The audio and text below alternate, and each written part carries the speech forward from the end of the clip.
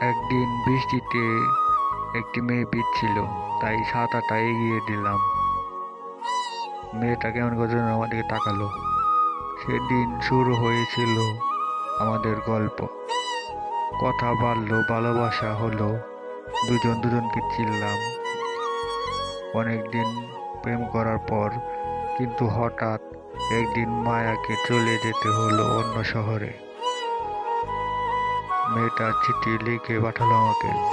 চিঠিতে লেখা, তুমি দূরে গেলেও আমার প্রতিটা চিঠি তোমার সাথে থাকবে। 2 বছর পর আবার সেই কলেজের সামনে দেখা হলো। দেখা হতেই মেয়েটা আমাকে জড়িয়ে ধরলো। জড়িয়ে ধরার পরেই কেমন যেন লাগলো। মেয়েটা বলল, ভালোবাসা কখনো দূরে যায় না, শুধু সঠিক সময়ের অপেক্ষায় থাকে।